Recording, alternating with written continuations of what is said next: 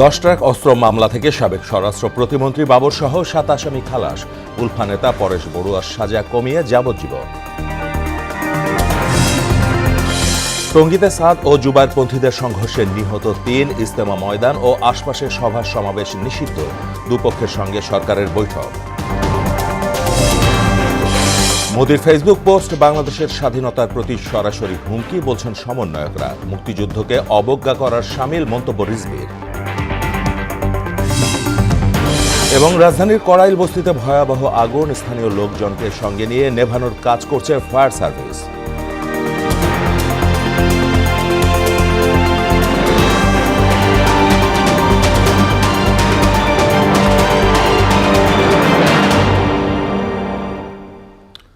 আসসালামু আলাইকুম, সবাইকে মোহনা সংবাদে স্বাগত। শুনছিলেন শিরোনাম, সঙ্গে আছি মাহমুদ হোসেন। এবার বিস্তারিত। বহুল আলোচিত 10 ট্রাক অস্ত্র চোরাচালানের মামলায় সাবেক স্বরাষ্ট্র প্রতিমন্ত্রী লুৎফুজ্জামান বাবর সহ 7 আসামিকে খালাস দিয়েছেন হাইকোর্ট। এছাড়া উলফার সামরিক কমান্ডার পরেশ বড়ুয়ার সাজা কমিয়ে মৃত্যুদণ্ড থেকে যাবজ্জীবন দণ্ড দেওয়া হয়েছে। বুধবার বিচারপতি মোস্তফা জামান ইসলাম ও বিচারপতি নাসরিন আক্তারের সমন্বয়ে গঠিত হাইকোর্ট বেঞ্চ এ রায় ঘোষণা করেন। কাজী পাপ্পুর রিপোর্ট। 2004 সালে চট্টগ্রামের ইউরিয়া সার কারখানার জেটিতে খালাসের সময় বিপুল পরিমাণ অস্ত্র জব্দ করে আইন শৃঙ্খলা রক্ষাকারী বাহিনী, যা 10 ট্রাক অস্ত্র মামলা নামে পরিচিত। জানা যায়, চীনের তৈরি এসব অস্ত্র ও গোলাবারুদ সমুদ্রপথে আনা হয় ভারতীয় বিচ্ছিন্নতাবাদী সংগঠন উলফার জন্য, যা সীমান্ত পেরিয়ে ভারতে যাওয়ার কথা ছিল।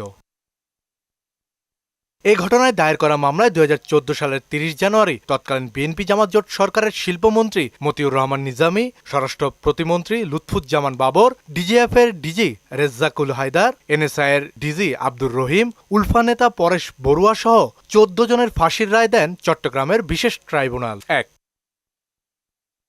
বিচারিক আদালতের রায়ে 10 বছর পর ডেথ রেফারেন্স ও আপিল শুনানি শেষে 14 আসামির মধ্যে 7 জনকে খালাস দেন উচ্চ আদালত। মৃত্যুদণ্ডের সাজা কমিয়ে 10 বছর কারাবাস হয়েছে 6 জনের। আর উলফা নেতা পরেশ বড়ুয়াকে মৃত্যুদণ্ড থেকে দেওয়া হয় যাবজ্জীবন কারাদণ্ড। 14 জনের ভিতরে 7 জনকে খালাস দিয়েছেন, 6 জনকে 10 বছরের সাজা দিয়েছেন এবং 1 জনকে যাবজ্জীবন সাজা দিয়েছেন। এরই প্রেক্ষিতে এই মামলা আজকে নিষ্পত্তি হলো। আর যাদের 10 বছরের সাজা হয়ে গেছে, তারা ট্রায়াল চলা অবস্থায় এযাবৎকাল যতদিন কাস্টডিতে ছিলেন, এটি তাদের সাজার মেয়াদ থেকে বাদ যাবে। মামলার রায়ে উঠে আসে রাষ্ট্রপক্ষের আইনজীবী, তদন্ত সংস্থা ও গোয়েন্দাদের ব্যর্থতা। সঠিক তদন্ত হয় না, এটা একেবারে দৃশ্যমান, apparent from the face of the record, as because যে এগুলো কোত্থেকে আসলো, কারা আনলো এবং কোথায় যাবে সে সম্বন্ধে কোনো কিছুই নাই। সঠিক তদন্ত যদি না হয়, আপনার ক্রেডিবল এভিডেন্স যদি কালেক্ট করতে না পারে, তাইলে আলটিমেটলি তো বিচার একটা কোর্টে রায় হতে পারে, কিন্তু আলটিমেটলি তো এটা থাকবে না। তিনি রাজনৈতিক উদ্দেশ্যের ভিকটিম, শিকার, এবং তার বিরুদ্ধে সুনির্দিষ্ট কোনো তথ্য প্রমাণ কেউ হাজির করতে পারেনি। মৃত্যুবরণ করা জামায়াতের তৎকালীন আমির মতিউর রহমান নিজামী এবং এনএসআই এর সাবেক ডিজি আব্দুর রহিমকে মামলার রায় থেকে বাদ দেওয়া হয়। কাজী পাপ্পু, মোহনা সংবাদ, ঢাকা। টঙ্গীতে বিশ্ব ইজতেমার মাঠ দখল নিয়ে মাওলানা সাদ ও জুবায়েরপন্থীদের সংঘর্ষে 3 জন নিহত হয়েছেন। আহত হয়েছেন শতাধিক মুসল্লি। গতরাতে সংঘর্ষের পর ঘটনাস্থলে সেনাবাহিনী ও বিজিবি মোতায়েন করা হয়। এদিকে পরবর্তী নির্দেশ না দেয়া পর্যন্ত ইজতেমা ময়দান ও আশপাশের এলাকায় সব ধরনের সভা সমাবেশ নিষিদ্ধ করেছে ডিএমপি। বিস্তারিত জানাচ্ছেন বুসরাত জাহান। 5 দিনের জোর ইজতেমা শেষ হওয়ার পরও গাজীপুরের টঙ্গীর বিশ্ব ইজতেমা ময়দানে অবস্থান করেন মাওলানা জুবায়েরপন্থীরা। সাদপন্থী মুসল্লিরা অভিযোগ করেন, মঙ্গলবার রাতের শেষ প্রহরে ইজতেমা মাঠে প্রবেশ করতে থাকলে জুবায়েরের অনুসারীরা তাদের ওপর হামলা চালায়। পাল্টা হামলা চালালে শুরু হয় মারামারি, ভাঙচুর। সংঘর্ষে 3 জন নিহত ও শতাধিক মুসল্লি আহত হন। আমরা তো আসছিলাম আল্লাহর কাজের জন্য, এখানে যেহেতু একটা দ্বন্দ্ব লেগে গেছে, তাই আমাদের মনটা খুবই খারাপ। সরকার থেকে যে সিদ্ধান্ত নেয় সেই সিদ্ধান্ত আপনারা মেনে নিন, আমরা মেনে নিছি। আল্লাহ তাআলা সবাইকে ঈমানের সাথে রাখুক, কামিয়াবির সাথে রাখুক, এইটাই চাইতেছি। আসিফ সাহেবের কথা মতে আমাদের ওই টঙ্গীর মাঠ ছাড়া হলো। দুপক্ষের সংঘর্ষের ঘটনায় ঢাকা ময়মনসিংহ মহাসড়কে বন্ধ হয়ে যায় যান চলাচল। এতে দুর্ভোগে পড়েন হাজার হাজার যাত্রী। আহতদের টঙ্গী সহ আশেপাশের বিভিন্ন হাসপাতালে ভর্তি করা হয়। বেশ কয়েকজনকে আনা হয় ঢাকা মেডিকেল কলেজ হাসপাতালে। এখানে দুই পক্ষের হাতাহাতির ঘটনায় ঢাকা মেডিকেল চত্বরে মোতায়েন করা হয় সেনাবাহিনী। কিছু ভাই শহীদ হন, হ্যাঁ, এবং কিছু ভাই এবং হাজারের অধিক এরকম আহত হন। পুরো ইজতেমার ময়দানে লাঠি সোটা এবং দেশীয় অস্ত্র নিয়ে তারা আমাদের মাদ্রাসার ছাত্র এবং ওলামায়ে কেরাম এবং সাধারণ মানুষের উপর আঘাত করে। উদ্ভূত পরিস্থিতিতে টঙ্গী ইজতেমা মাঠ এলাকায় সেনাবাহিনী ও বিজিবি মোতায়েন করা হয়। পরে উভয় পক্ষকে মাঠ ছাড়ার নির্দেশনা দিয়ে ইজতেমা ময়দানের 3 কিলোমিটার এলাকায় মিছিল ও সভা সমাবেশ নিষিদ্ধ করে পুলিশ। মেট্রোপলিটন আইনের 30-31 ধারা বলে যে 3 কিলোমিটার মধ্যে ইজতেমা ময়দানে 3 কিলোমিটারের মধ্যে কোনো সমাবেশ হবে না। অস্ত্রশস্ত্র, লাঠি, বিস্ফোরক দ্রব্য নিয়ে কেউ চলাচল করবে না। 2 এর অধিক ব্যক্তির কোনো সমাবেশ এখানে ঘটবে না এবং লাউড স্পিকারে কোনো মাইকিং বা অন্য কোনো কিছু শব্দযন্ত্র ব্যবহার করা যাবে না। প্রশাসনের কঠোর অবস্থানের পরই ইজতেমা ময়দান ছেড়ে যান মুসল্লিরা। বুশরাত জাহান, মোহনা সংবাদ। দর্শক, ইজতেমা ময়দানের আরও খবর জানাতে আমাদের সঙ্গে যুক্ত হচ্ছেন সহকর্মী শামীম আহমেদ রাজু। ইজতেমা ময়দান ও আশপাশের এলাকায় তো সব ধরনের সভা সমাবেশ নিষিদ্ধ করেছে ডিএমপি। তো এই বর্তমানে ইজতেমা ময়দানে কি মুসল্লিরা অবস্থান করছেন নাকি তারা ইজতেমা ময়দান ত্যাগ করছেন? সবশেষ খবর আমাদের জানাবেন।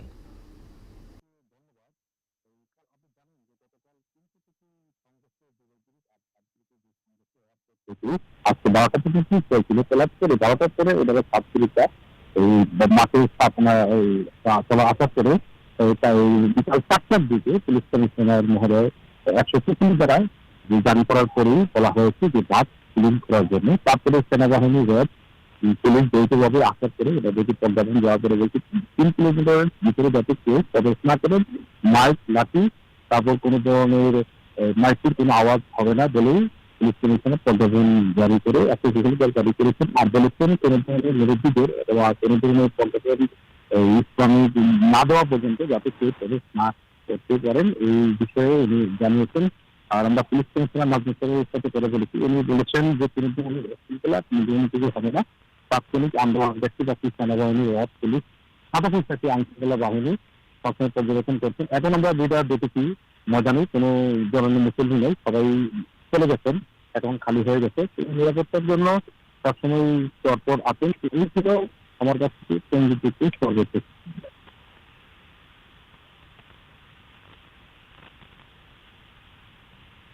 রাজু, আপনাকে ধন্যবাদ। সাতপন্থীদের সন্ত্রাসী সংগঠন হিসেবে নিষিদ্ধ করার দাবি জানিয়েছেন জুবায়েরপন্থীরা। আর তুরাগ তীরে হতাহতের ঘটনায় দুঃখ প্রকাশ করে ইজতেমা মাঠ ছাড়ার ঘোষণা দিয়েছেন ভারতের মাওলানা সাদের অনুসারীরা। স্বরাষ্ট্র উপদেষ্টা জাহাঙ্গীর আলম চৌধুরীর সঙ্গে আলাদা বৈঠক শেষে এসব দাবি জানান সাদ ও জুবায়েরপন্থীরা। মনিরুল ইসলামের প্রতিবেদন। ইজতেমা ময়দান দখলকে কেন্দ্র করে দুই পক্ষের সংঘর্ষে হতাহতের পর স্বরাষ্ট্র মন্ত্রণালয় বৈঠক করেছেন সাদ ও জুবায়েরপন্থীরা। বেলা 11টায় বৈঠকে স্বরাষ্ট্র ও ধর্মসহ 7 উপদেষ্টা উপস্থিত ছিলেন।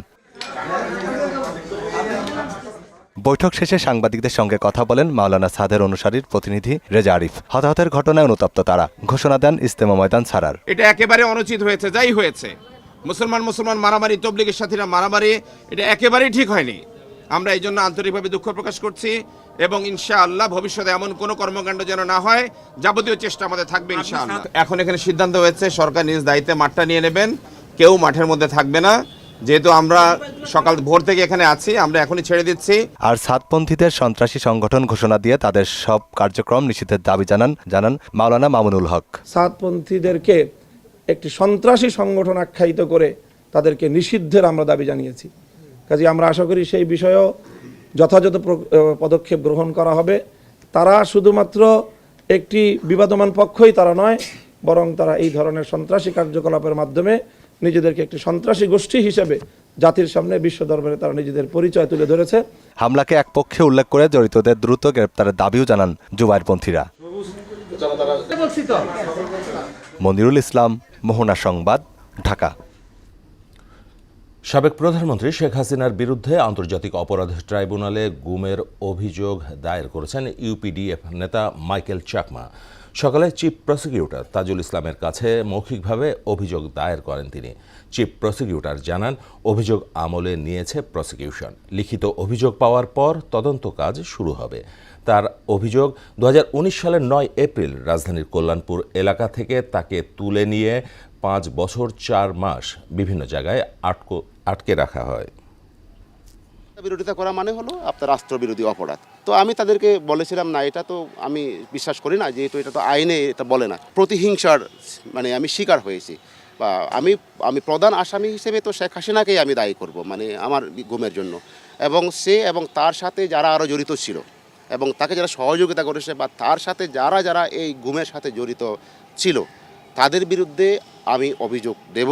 কিভাবে তাকে রাখা হয়েছিল সেই সব ব্যাপারে তিনি আমাদের কাছে আজকে মৌখিকভাবে জানিয়েছেন, এবং এই জানানোর মধ্য দিয়ে আমরা ওনার এই বক্তব্য থেকে নিশ্চিত হয়েছি যে এনফোর্সড ডিসঅ্যাপিয়ারেন্স, যেটা গত সরকারের আমলে সিস্টেম্যাটিক ওয়েতে করা হয়েছে, সেগুলো শিকার তিনি হয়েছিলেন। আগামীকাল মিশরের রাজধানী কায়রোতে আল আজহার বিশ্ববিদ্যালয়ে ভাষণ দেবেন প্রধান উপদেষ্টা ডক্টর মোহাম্মদ ইউনুস। এর আগে D8 সম্মেলনে যোগ দিতে বুধবার স্থানীয় সময় সকাল 11টায় মিশরের রাজধানী কায়রোতে পৌঁছান তিনি। কায়রো আন্তর্জাতিক বিমানবন্দরে ডক্টর ইউনুসকে স্বাগত জানান মিশরের পাবলিক বিজনেস সেক্টর মন্ত্রী মোহাম্মদ শিমি। পরে মন্ত্রীর সঙ্গে সংক্ষিপ্ত বৈঠক করেন প্রধান উপদেষ্টা। এর আগে D8 শীর্ষ সম্মেলনে যোগ দিতে ডক্টর ইউনুস মঙ্গলবার দিবাগত রাত 1:20 মিশরের উদ্দেশ্যে ঢাকা ত্যাগ করেন। মহান বিজয় দিবস নিয়ে নরেন্দ্র মোদীর ফেসবুক পোস্ট বাংলাদেশের স্বাধীনতা, সার্বভৌমত্ব ও অখণ্ডতার প্রতি সরাসরি হুমকি বলে মন্তব্য করেছেন বৈষম্য বিরোধী ছাত্র আন্দোলনের সমন্বয়করা। বিতর্কিত এই পোস্টের জন্য ক্ষমা না চাইলে ভারতের 7 সিস্টারের অখণ্ডতা বজায় থাকবে না বলেও হুঁশিয়ারি দেন ছাত্রনেতারা। মোহনা টেলিভিশনকে দেয়া সাক্ষাৎকারে মোদীর পোস্টের প্রতিক্রিয়ায় এসব কথা বলেন তারা। SU সেলিমের প্রতিবেদন। 1971 সালে দীর্ঘ 9 মাস শক্তিশালী পাকিস্তানি বাহিনীর বিরুদ্ধে অসম যুদ্ধ করেছিলেন বাংলাদেশের সব ধর্ম, বর্ণ ও ভাষার বীর সন্তানেরা। জেনারেল MAG ওসমানী ও 11 জন সেক্টর কমান্ডারের নেতৃত্বে গঠিত মুক্তিবাহিনী দেশব্যাপী শতাধিক মুখোমুখি যুদ্ধে অংশ নিয়ে ছিনিয়ে এনেছিলেন চূড়ান্ত বিজয়। দেশ ও জাতিকে পরাধীনতার শৃঙ্খল মুক্ত করতে সে সময় অকাতরে জীবন বিলিয়ে দেন বীর সন্তানেরা। লাখো লাখো শহীদের রক্ত ও অগণিত মা বোনের সম্ভ্রমের বিনিময়ে 1971 সালের 16 ডিসেম্বর পৃথিবীর বুকে জন্ম নেয় বাংলাদেশ নামে একটি স্বাধীন ও সার্বভৌম রাষ্ট্র। সেদিন থেকেই 16 ডিসেম্বর মহান বিজয় দিবস বাঙালি জাতি সত্তার আত্মমর্যাদা, বীরত্ব ও সার্বভৌমত্বের প্রতীক। মহান বিজয় দিবসের 54তম দিনে নিজের ভেরিফাইড ফেসবুকে একটি পোস্ট করেন ভারতের প্রধানমন্ত্রী নরেন্দ্র মোদী, যেখানে তিনি 71-এর বাঙালির ঐতিহাসিক গৌরবময় বীরত্বকে ভারতীয় সৈন্যদের বীরত্ব বলে আখ্যায়িত করে এ বিজয়কে ভারতের বিজয় বলে উল্লেখ করেন। নরেন্দ্র মোদীর এমন ফেসবুক পোস্টকে বিশেষ উদ্দেশ্য প্রণোদিত এবং বাংলাদেশের স্বাধীনতা, সার্বভৌমত্ব ও অখণ্ডতার প্রতি সরাসরি হুমকি বলে জানান বৈষম্য বিরোধী ছাত্র আন্দোলনের সমন্বয়করা। বাংলাদেশের যারা মুক্তিগামী জনতা, যারা শহীদ হয়েছেন, তাদের প্রতি চূড়ান্ত অবমাননা করা হয় এবং বাংলাদেশের যে স্বাধীনতা ও সার্বভৌমত্ব তার প্রতি একটি হুমকি এটি। তিনি তার বক্তব্যের মধ্য দিয়ে বাংলাদেশের স্বাধীনতাকে তিনি অস্বীকার করেছেন। তিনি এটাকে ভারতের স্বাধীনতা হিসেবে দাবি করেছেন, যেটা কোনোভাবেই আমাদের গ্রহণযোগ্য না। যদি বাংলাদেশের স্বাধীন সার্বভৌমত্ব দিয়ে কোনো প্রকার আঙ্গুল তোলা হয় তাহলে ওই আঙ্গুল আমরা ভেঙে দেব। শেখ হাসিনা মোদির সাথে বসে এক টেবিলে বসে এই স্ট্যাটাসগুলো পোস্ট করছে। মোদির এ ধরনের পোস্ট দুদেশের সাম্প্রদায়িক সম্প্রীতি, সহাবস্থান ও স্থিতিশীলতা নষ্টে গভীর চক্রান্ত উল্লেখ করে তা প্রত্যাখ্যান করেন পেশাজীবী ও ছাত্রনেতারা। তাদের অবদান আমরা ভুলব না, কিন্তু তারা তাদের সম্পূর্ণ ক্রেডিট এখানে প্রচার করবে তা আমি প্রত্যাখ্যান করতেছে। বাংলাদেশের যে নাগরিক রয়েছে, ভারতের যে নাগরিক রয়েছে, তাদের মধ্যে আসলে এখানে একটি দ্বন্দ্ব সৃষ্টি হচ্ছে। আপনি বাংলাদেশের মানুষের কাছে ক্ষমা চাইবেন, তবেই আমার যে নিহত যে মুক্তিযোদ্ধা আছেন, শহীদ যে মুক্তিযোদ্ধা আছেন, তাদের আত্মা শান্তি পাবে। তারা যে বাংলাদেশের সার্বভৌমত্বকে তাদের বলে করতেছে, কারণ তাদের একজন এজেন্ট এই দেশের ক্ষমতায় তখন ছিল। মোদি ক্ষমা না চাইলে ভারতের 7 সিস্টার অক্ষত থাকবে না বলেও সতর্ক করেন তারা চূড়ান্তভাবে বাংলাদেশের মানুষের কাছে লেজিটিমেসি হারিয়েছে। SU সেলিম, মোহনা সংবাদ, ঢাকা। এদিকে ভারতের প্রধানমন্ত্রী বাংলাদেশের বিজয় দিবস নিয়ে যে মন্তব্য করেছেন তা স্বাধীনতা ও মুক্তিযুদ্ধকে অবজ্ঞা করার শামিল বলে মনে করেন বিএনপির জ্যেষ্ঠ যুগ্ম মহাসচিব রুহুল কবির রিজভী। অন্যদিকে গত 16 বছর ধরে বাংলাদেশ ভারতকে শুধু দিয়েই গেছে, বিনিময়ে কিছুই পায়নি বলে মন্তব্য করেছেন বিএনপির স্থায়ী কমিটির সদস্য ডাক্তার AZM জাহিদ। আরও জানাচ্ছেন তানজিদ ভুইয়া। রাজধানীর শান্তিনগর এলাকায় ভারতীয় পণ্য বর্জনের ডাকে আয়োজিত এক অনুষ্ঠানে প্রধান অতিথির বক্তব্য রাখেন বিএনপির জ্যেষ্ঠ যুগ্ম মহাসচিব রুহুল কবির রিজভী। এ সময় তিনি বলেন, বিজয় দিবসে ভারতের প্রধানমন্ত্রী নরেন্দ্র মোদীর মন্তব্যকে বাংলাদেশের স্বাধীনতা ও মুক্তিযুদ্ধকে অবজ্ঞা করার শামিল। এটা বাংলাদেশের বিজয় দিবস না, এটা ভারতের বিজয় দিবস হয় কি করে? তার মানে ওনারা আমাদের মুক্তিযুদ্ধকে অবজ্ঞা করতে চান, আমাদের মুক্তিযোদ্ধাদেরকে অবজ্ঞা করতে চান। আমাদের যে 30 লক্ষ মানুষ অকাতরে জীবন দিল, সেটাকে তারা তুচ্ছ তাচ্ছিল্য করতে চান। রিজভী আরও বলেন, বিগত 16 বছর একমাত্র দিল্লি ছাড়া শেখ হাসিনাকে কোনো দেশ সমর্থন করেনি। ভারতীয় গণমাধ্যমের অপপ্রচার নিয়েও কড়া সমালোচনা করেন বিএনপির এই নেতা।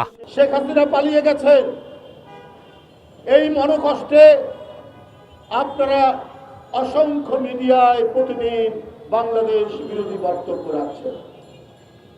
আপনাদের এত প্রেম কেন শেখ হাসিনার বিষয়ে? আপনাদের সমস্ত অবৈধ কাজ শেখ হাসিনা মেনে নেয়, কিন্তু বাংলাদেশের মানুষ এটা মানে না বলেই আজকে বাংলাদেশের বিরুদ্ধে আপনারা বিষোদ্গার করছেন, বাংলাদেশের বিরুদ্ধে আপনারা নানা ধরনের অপপ্রচার করছেন।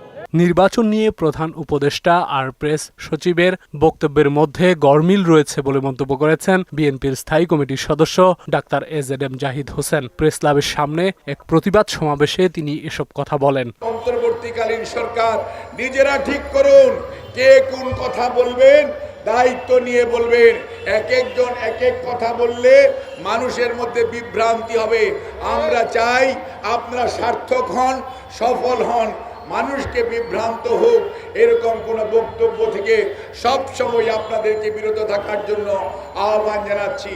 পতিত স্বৈরাচারের দোসররা ঘাপটি মেরে আছে অন্তর্বর্তীকালীন সরকারের বিভিন্ন মন্ত্রণালয়ে, বিভিন্ন বিভাগে, তাদেরকে আইনের আওতায় আনুন।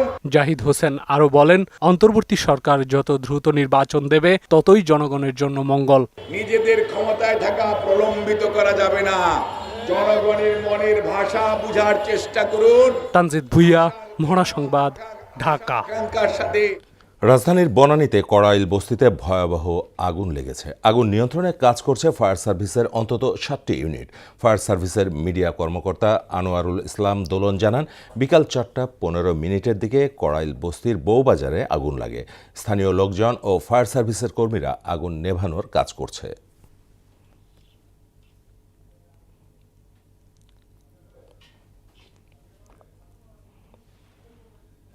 মানুষের হয়রানি কমিয়ে সঠিক ব্যবস্থাপনায় ভূমি সমস্যা সমাধানের তাগিদ দিয়েছেন ভূমি মন্ত্রণালয়ের সিনিয়র সচিব ASM সালেহ আহমেদ।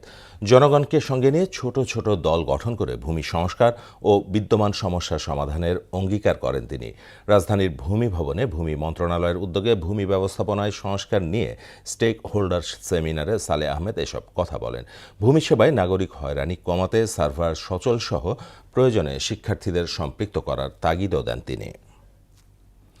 দেশের বাইরের খবর, ইসরায়েলি হামলায় অবরুদ্ধ গাজায় আরও 31 ফিলিস্তিনি নিহত হয়েছেন। এদিকে চলমান বর্বরতায় ইসরায়েলকে সামরিক সহায়তা দেয় যুক্তরাষ্ট্রের পররাষ্ট্র দপ্তরের বিরুদ্ধে মামলা করেছেন 5 ফিলিস্তিনি। অন্যদিকে ভারতীয় পণ্যে উচ্চ শুল্ক আরোপের হুমকি দিয়েছেন নবনির্বাচিত মার্কিন প্রেসিডেন্ট ডোনাল্ড ট্রাম্প। আর ফ্রান্সের মায়োটে তাণ্ডব চালানোর পর মোজাম্বিকে আঘাত এনেছে ঘূর্ণিঝড় চিডো। নিহত হয়েছেন কমপক্ষে 34 জন। কাজী শাহরিনের ডেস্ক রিপোর্ট। টানা 14 মাসের হামলার পরও গাজায় ইসরায়েলি বাহিনীর বর্বরতা থামেনি। এ হামলায় গত 24 ঘন্টায় গাজায় আরও 31 ফিলিস্তিনি নিহত ও 79 জন আহত হয়েছে। এতে উপত্যকাটিতে মোট নিহতের সংখ্যা 45,000 ছাড়িয়ে গেছে এবং আহত হয়েছে লক্ষাধিক ফিলিস্তিনি। গাজায় অব্যাহত হামলার মাধ্যমে ইসরায়েল মানবাধিকার লঙ্ঘন করছে। তারপরও দেশটিকে অব্যাহতভাবে সামরিক সহায়তা দেয়ায় যুক্তরাষ্ট্রের পররাষ্ট্র দপ্তরের বিরুদ্ধে মামলা করেছেন সেখানকার বসবাসকারী 5 ফিলিস্তিনি। ভারতীয় পণ্যের ওপর অধিক হারে ট্যাক্স আরোপের হুমকি দিয়েছেন নবনির্বাচিত প্রেসিডেন্ট ডোনাল্ড ট্রাম্প। যুক্তরাষ্ট্র থেকে ভারতে আমদানি করা নির্দিষ্ট কিছু মার্কিন পণ্যের ওপর উচ্চ শুল্ক আরোপের জবাবে এই হুমকি দেন তিনি। They tax us, we tax them. And they tax us almost in all cases they're taxing us. অন্যদিকে রোববার ভারত মহাসাগরীয় অঞ্চলের ফরাসি দ্বীপ মায়োটে ধ্বংসযজ্ঞ চালানোর পর মোজাম্বিকে তাণ্ডব চালিয়েছে ঘূর্ণিঝড় চিডো। এতে কমপক্ষে 34 জন নিহত হয়েছে। এছাড়া 34,000-এরও বেশি মোজাম্বিক পরিবার তাদের বাড়িঘর হারিয়েছে। ধ্বংস হয়ে গেছে স্কুল ও স্বাস্থ্য পরিষেবা সংক্রান্ত বহু অবকাঠামো। বিবিসির তথ্য মতে মৃতের সংখ্যা আরও বাড়তে পারে বলে আশঙ্কা করা হচ্ছে। কাজী শাহরিন, মোহনা সংবাদ। শেষ করব মোহনা সংবাদ যাওয়ার আগে শিরোনামগুলো আরও একবার।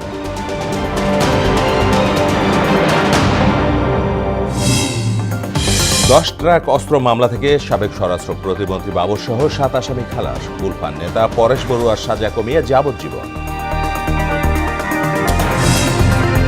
টঙ্গীতে সাদ ও জুবায়েরপন্থীদের সংঘর্ষে নিহত 3। ইজতেমা ময়দান ও আশপাশের সভা সমাবেশে নিষিদ্ধ। দুপক্ষের সঙ্গে সরকারের বৈঠক। মোদির ফেসবুক পোস্ট, বাংলাদেশের স্বাধীনতার প্রতি সরাসরি হুমকি, বলছেন সমন্বয়করা। মুক্তিযুদ্ধকে অবজ্ঞা করার শামিল মন্তব্য রিজভী। এবং রাজধানীর কড়াইল বস্তিতে ভয়াবহ আগুন, স্থানীয়দের সঙ্গে নিয়ে প্রায় 1 ঘন্টার চেষ্টায় নিয়ন্ত্রণে আনল ফায়ার সার্ভিস।